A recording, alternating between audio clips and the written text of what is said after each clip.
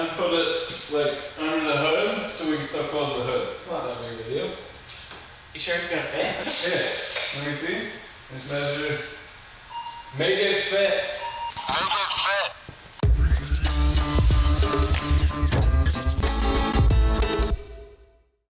So previously on our LS build, we figured out that we've got enough room to add that turbo, so there really is no excuse to not bite the bullet and put that order in. We realized we didn't have to change anything on the steering, and this week we're gonna try and figure out where the power steering pump, the AC compressor, and the alternator go, and also I take a stab at trying to weld stainless to cast. We'll see how that goes. Here we go. All right, have you done much fabricating before?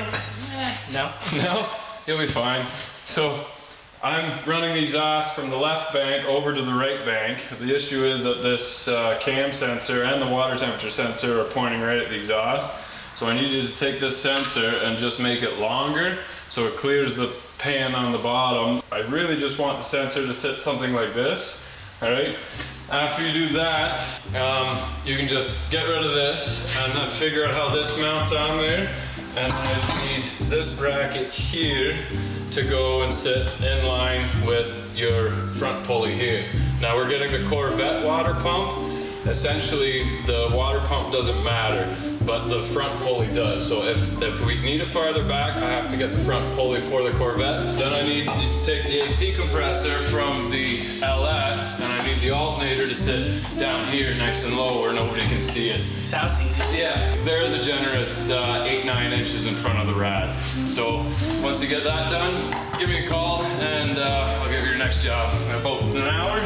Sure, I can see it already. Yeah, all right, good luck.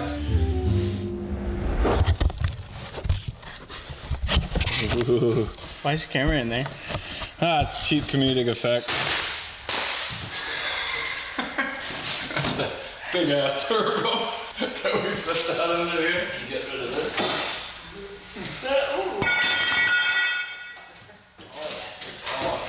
Way better. That was good. Oh yeah. Just like that. This one looks like a T. Ooh, that's Nice. a T. Valve springs. Turbo clamp. Oh. Gaskets. Those are fancy. And a beer cozy. Cozy. This is what makes it worth it. Hey, Rich, what are we doing here? Making some air-to-air pipe fit. All right. Fabrication, this is called.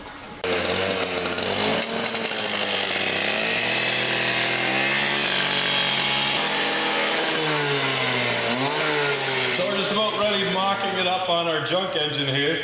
Neil originally asked me to buy one of those styrofoam blocks that you can quickly put in and out. But really, I put the one engine in once, made the mounts, like tacked up the mounts, left it alone, and the scrap engine is working awesome for fabricating the exhaust and everything else. So we've got the exhaust coming out the left side bank. It's a right-hand exhaust manifold, but it's turned upside down and facing backwards. And then we had to go around the bell housing, so we got a chunk of bell housing I just cut out of the hybrid transmission bell housing. And then we got to go down because we need as much room for the wastegate to come out here and then come around and sit on top of the other manifold. So we went from 2.5 to 3 inch exhaust. Now it's impossible to bend this little piece in there because I need to flare it up and then turn back again. So this little piece will fit in there perfect, I think, like that. I'm really happy with that. So we'll weld that in with stainless MIG wire. And then from there it goes to 3 inch, and then I put a 90 on the 3 to kind of angle it out. And what that does is shrink the inside a little bit for welding on the flange nicer. We'll weld the outsides solid, then we'll heat this up and just kind of pull that out a little bit and cut it as we need to. And the turbo will sit right here with the wastegate out in the back. It'll look really sharp with the turbo sitting right here. This is actually an EGR manifold. This was off the 03. And I was gonna get another manifold that didn't have the EGR, but I thought this would be a really nice spot to put the pyro. So it looks like it's supposed to be there. It kind of gets the mixture of both banks to get an accurate reading on what both sides are doing, and you want your pyro before the turbo starts spooling anyway. We'll take this off, we'll pop it back on, make sure that the turbo lines up nice, and then we can start welding everything solid. So welding stainless to cast, that should be interesting. So here we go.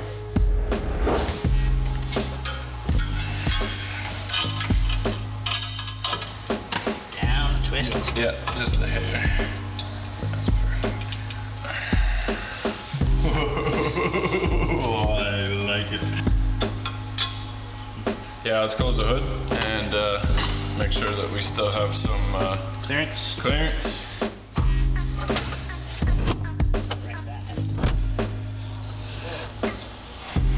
Yep. Yeah? How much room like you got? Good 2 inches. 2 inches? Okay, yeah. At least. Perfect. Yeah. What are you doing? Getting rid of the tow hook. It's never gonna need a tow again because now it's domestically powered by a Vortec, not a Mercedes. Is gonna let them down. You're gonna get a lot of backlash for that comment.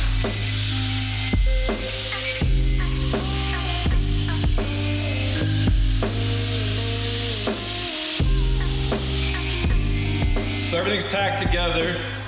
Somehow made the round tube square by just heating it up and just pulling it to the edges. I have to clean all the inside of that out yet.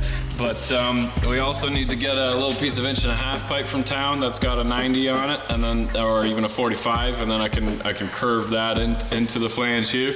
It didn't work with the way it was angled before, so this is where we had to do it. Now, welding stainless to cast, I didn't know how to do it, so I talked to my supplier, and he didn't know how to do it, so he called a guy who told him to call somebody else, who said you have to use a very high nickel rod. You can get coils for MIG welders, but a small roll is about $1,000. So.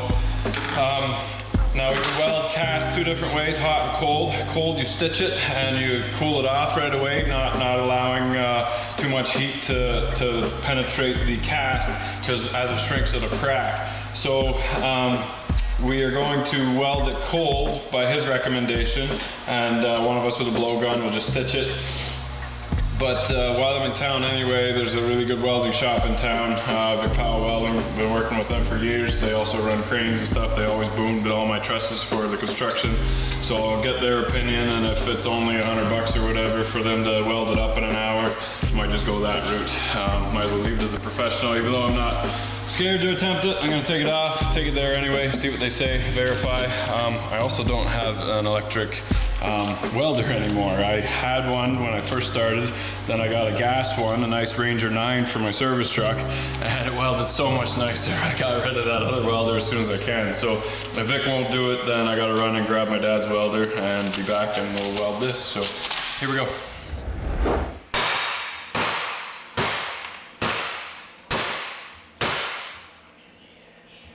Oh, past the beating it off on the hammer test. There you go. So I went to town to see if my welder would weld cast to stainless, and I got the same response from him as I did for my supplier. I've never welded stainless to cast before. So if he's as new at it as I am, I might as well try, and so far so good. I did a couple passes and then went over top of it again just to clean it up. And you can run a little longer bead after it's already welded together because it's already one piece, right? So the trick is, I gotta do it warm, so just so you can touch it with your hand, not cold, and you gotta let it take its time to cool down on its own. I heard 2 pops where it's just a snap and that's the weld breaking, but that was way back when I first started. I did practice on a scrap piece there, and I've got some good lengths now. So I got to finish up here and finish up the stainless a bit. But I'm happy with it. I think it's going to last. We'll try it on the dyno, make sure that there's no leaks when we put it on the dyno. If there is, I'll probably end up brazing just a nice little pass all the way along. The braze will hold just fine. If you look at the exhaust, this is actually where the heat kind of stops. The main heat, you can see where it's rusted more there than it is down here. So there's already a huge temperature difference between here and here. So I'm curious to see how this is going to end up, but we'll keep doing some welding and throw it on the car. I think by the next video we should have it back out again and just about set up on the stand with the power steering and the AC compressor and all that ready to be mounted on the front. And we'll get going on the wiring. We'll show you guys how to flash the computer, and after that it's off to the dyno. So this is kind of like the first stage is pretty well done with it all mocked up inside, the turbo sitting in the car, plumbed up with the intercooler, and then the next stage is pretty much getting it wired and getting it running. So here we go. Hey, thanks for watching. Don't forget to like and subscribe. If you love the channel, consider heading over to Patreon. There's a lot of stuff happening there to help support the channel. And remember, if you're not filthy, you're not rich.